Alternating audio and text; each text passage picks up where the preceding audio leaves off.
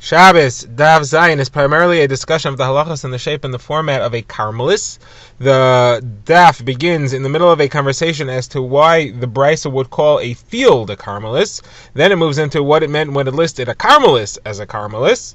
From there, we get into a discussion of a number of zones as to whether they count as a karmelis or not, such as the side of the town square where there are a lot of pillars and the benches in that area.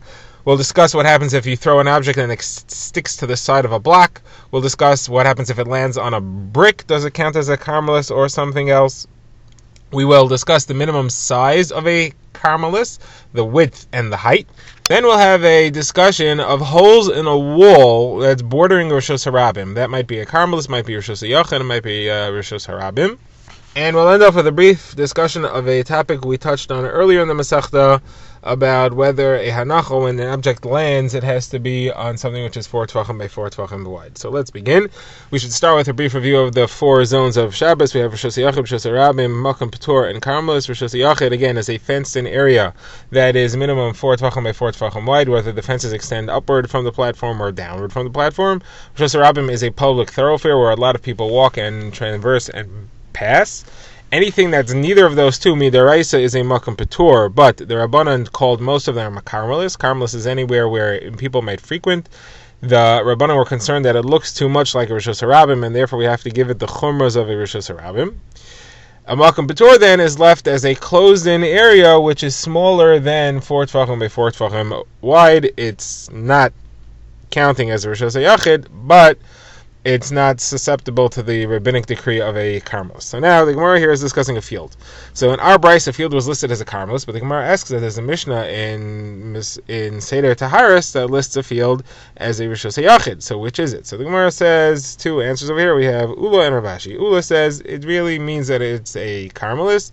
The Mishnah in Taharis called Rishos Yachid just in order to say that it's not Rishos Harabim. Over there we weren't discussing terms like karmelis. Ravashi rejects that because Ravashi says, come on, Rishos Yachid means Rishos Yachid, doesn't mean karmelis. What is Ravashi's answer? His answer is actually based on a different comment that Ula said, which is that there's something called a karfif. A karfif is a large open area, minimum 5,000 square amas, that is fenced in, but nobody lives there or uses the area. Those are the three features of a karfif. Again, large, 5,000 square amas, fenced in, and nobody uses it, nobody lives there.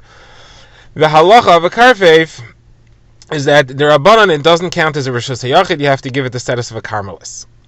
So therefore, Rav Ashi says this Mishnah, which refers to a field, is actually talking about a karfif, where it has those features and has the halachic status of a karfif, even though it is a field, because of the fact that it's fenced in, it's large, and nobody actually lives there.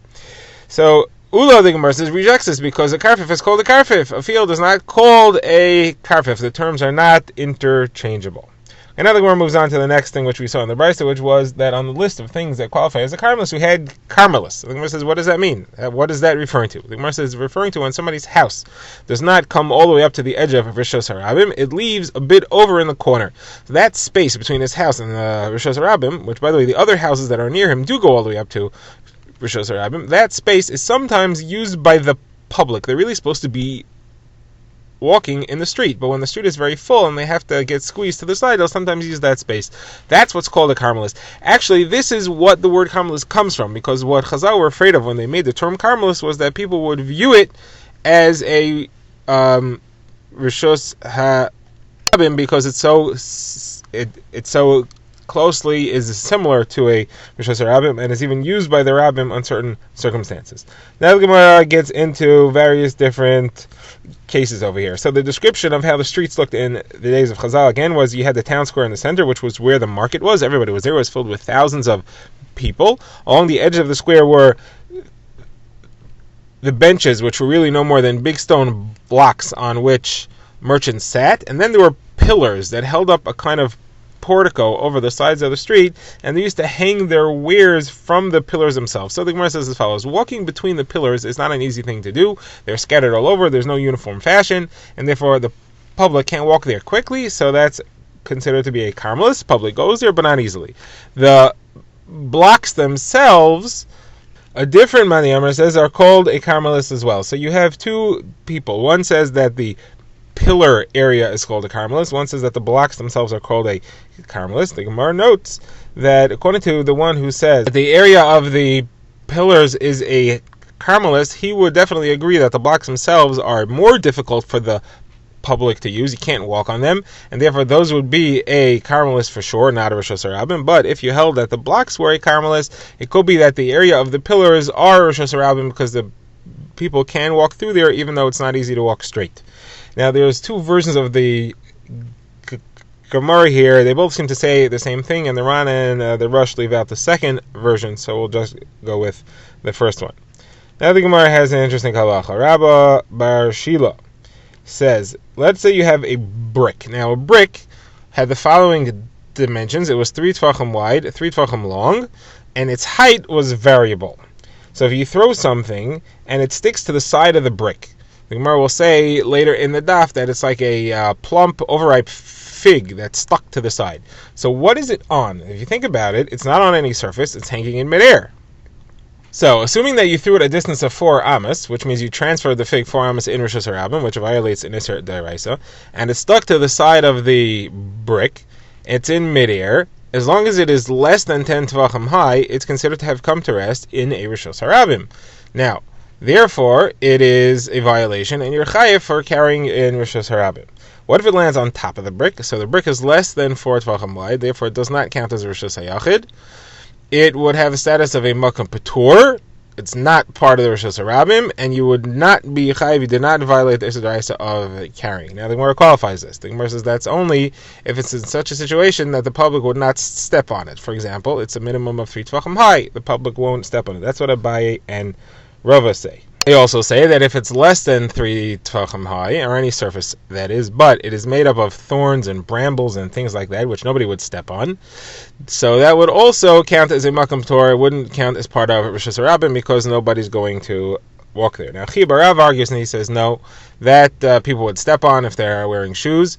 However, if it was fecal matter that it landed on, then it wouldn't not be stepped on. Nobody's going to step on it even with shoes, and therefore that would not count as part of Rosh Hashanah. It would be a makam patur even less than 3 tvachim. Now Rav Ashi says differently. Rav Ashi says anything, doesn't matter what it lands on, even within, no matter what it is, if it's within 3 tvachim of the ground, it automatically counts as if it's part of the ground. That's the halacha of Lavid, which we saw earlier, and therefore it counts as part of Rosh Hashanah, and you're chayav for it.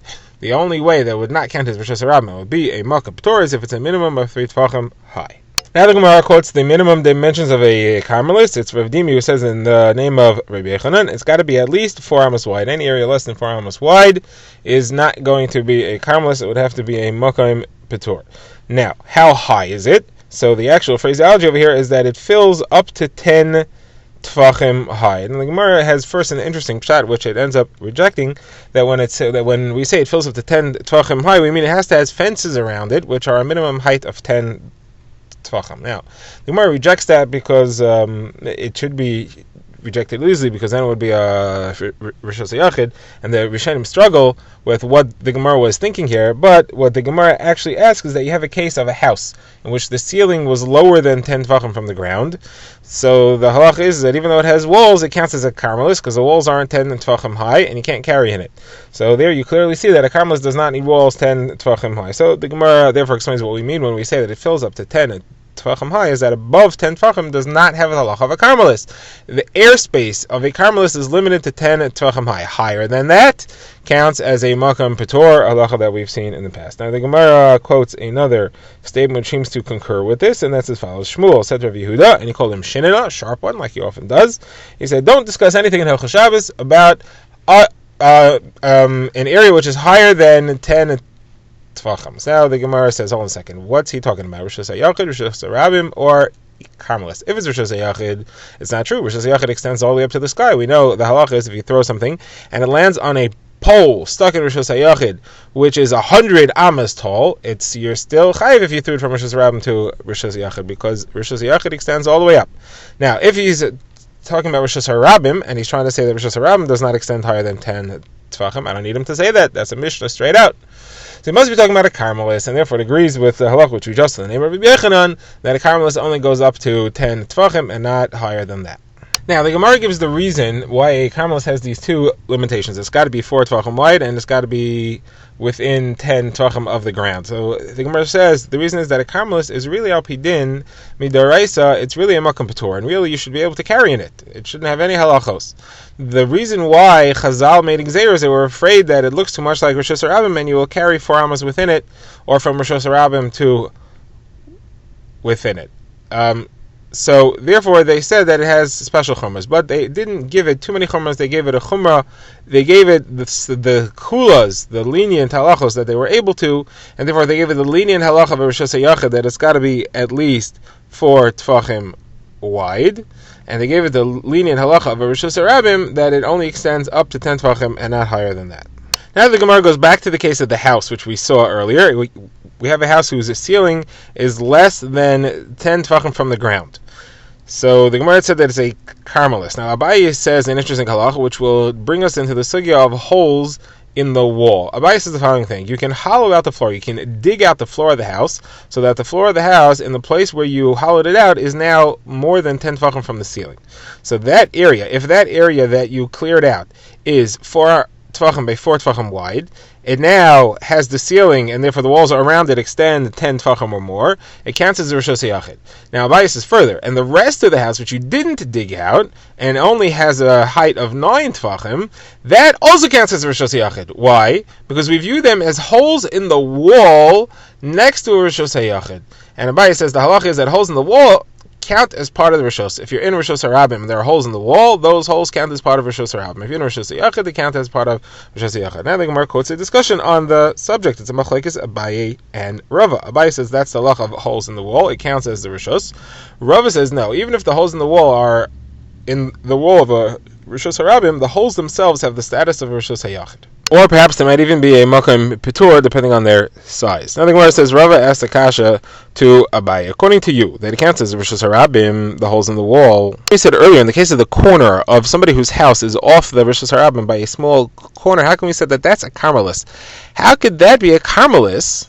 But the hole in the wall, which is even harder to get into, it's harder to use, that counts as Rosh Hashanah. How could the hole in the wall be more Rosh Hashanah than the karmelis, than the space where the house is drawn from the edge of the Rosh Hashanah? So Abaye says it's very simple. The space where the house is moved off the Rosh Hashanah, the purpose of that space would be for walking. It's not easy to walk there. However, the space of a hole in the wall, that's not used for walking, that's used for storage. It's very comfortable for storage. It's very functional. You walk by, you stick something there. So the hole in the wall serves Rosh Hashanah in a better, more efficient manner than the space which is left when the house is off the edge of Rosh Hashanah. That's why the hole counts as Rosh Hashanah, but the space, the corner, counts as a karmelis. Rava now asks another question on Abaye. We have a Mishnah which describes the following scenario. Somebody throws an object 4 amas and it hits a wall. So the halachas, it depends what happens when it hits the wall. If it sticks above 10 tvachim, then it's like a makam tor, it's in the air, it's not in a Rosh Hashanah, and therefore it doesn't count. He's not chayiv, because even though he threw it 4 amas, but it didn't land in a Rosh Hashanah. If, however, it lands below 10 tvachim, then it landed in the Rosh Hashanah, and he threw it 4 amas, and therefore he's violating the halacha d'oraisa of carrying on Shabbos. Now, the Gemara establishes that it's got to be referring to a plump, sticky fig or something like that that sticks to the wall. Otherwise, it would fall off the wall and land on the floor, and it would not have traveled 4 amas. So the Gemara now, Rava asks, why do you have to say that it's a sticky fig? Why don't you just say that it landed in a hole? According to you, Abaye, the hole in the wall counts as Rosh Hashanah. So say it landed in a hole in the wall. So the Gemara says Abaye has 2 answers to this. The first one is, he says it's very uncommon for something to exactly land in a hole in the wall. Usually it'll hit the wall and bounce off, and therefore it's more logical that it's referring to something that actually sticks.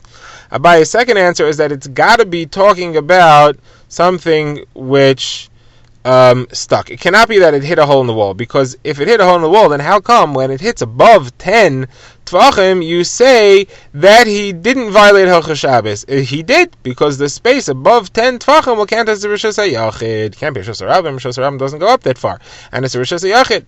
Now, maybe you'll say it's too small, so Abaye says, hold on a second, there's a machlekes between Rav Meir and the Chachamim. If a space, a hole in the wall, is too small, do we halachically view it as if it's big or not? Rav Meir says, listen, since the wall is more than 4 tvachim wide, you can view the space as if it's hollowed out and it fills up the entire wall. The Rabbanan say, no, it's a small wall space, it's a makom petor. Rav Meir says it's a rishos hayachid. Therefore, this halacha, this Mishnah, which doesn't quote a name, is probably Rav Meir.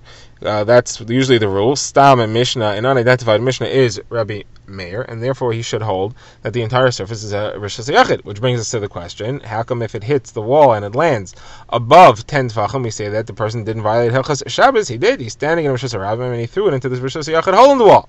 Says Abaye, it must be that it's talking about where there's no hole. It just stuck to the wall, and therefore there is no status of the hole. It has the din of a rishos harabim, where that is in, unless it's 10 tefachim high, then it's not a rishos harabim. That's why we established this case as referring to where the object stuck to the wall, and not when there would be a hole. But if there would be a hole and would be below 10 tefachim, it would count as rishos harabim. The Gemara goes back to a case which we discussed earlier. If you have a tall pole stuck in a rishos hayachid, and you throw something out of rishos harabim and it lands on top of the pole, so we said you're chayiv.